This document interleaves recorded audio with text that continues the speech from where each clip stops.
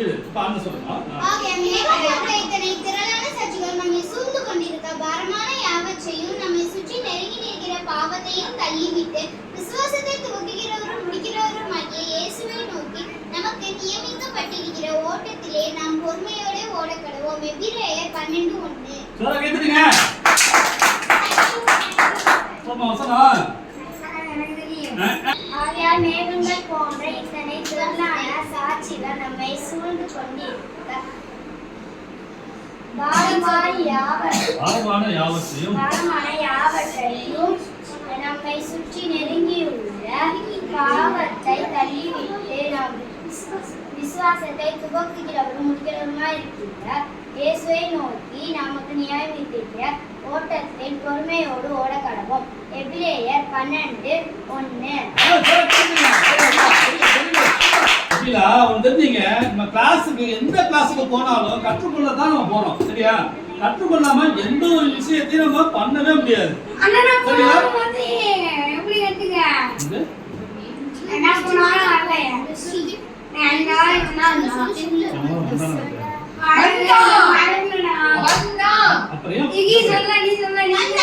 போய் பேச கூடாது. ஆகையால் சத்தமே ஒண்ணு அந்த கேமரால ஆகையால் மேகம் போன்ற சாட்சிகள் நம்மை சூழ்ந்து கொண்டிருக்க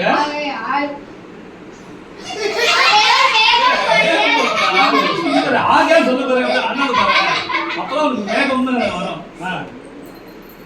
ஆகையால் மேகம் போன்ற இத்தனை சாட்சிகள் சொல்லு முதல்ல நாங்க எடிட் பண்ணிக்கணும் சொல்லு. ஆகையால் மேகம் போன்ற திரளான சாட்சிகள் சூழ்ந்து கொண்டிருக்க பேசிட்டு இருக்கடா. இப்ப சொல்றா. ஆகையால் மேகம் போன்ற இத்தனை திரளான சாட்சிகள் நம்மை சூழ்ந்து கொண்டிருக்க பாரமான யாவற்றையும் நம்மை சுற்றி நெருங்கி நிற்க பாவங்களை தள்ளிவிட்டு விசுவாசத்தை துவக்குகிறவரும் முடிக்கிறவருமாய் இருக்கிற இயேசுவை நோக்கி நமக்கு நியமித்திருக்கிற ஓட்டத்தில் ஓட கடவோம். பொறுமையோட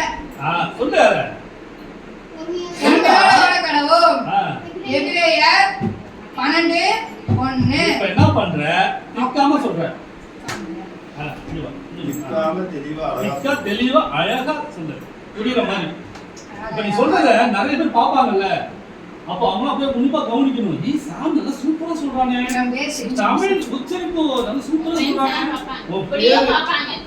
உன் பேரு தெரியுதோ தெரியலையோ. உன் மூஞ்சி தெரியுதுல்ல. உன் குரல் தெரியுதுல்ல. அதான் முக்கியம். சொல்லு. ஆகையால் மேகம் போன்ற இத்தனை திரளான சாட்சிகள் நம்மை சூழ்ந்து கொண்டிருக்க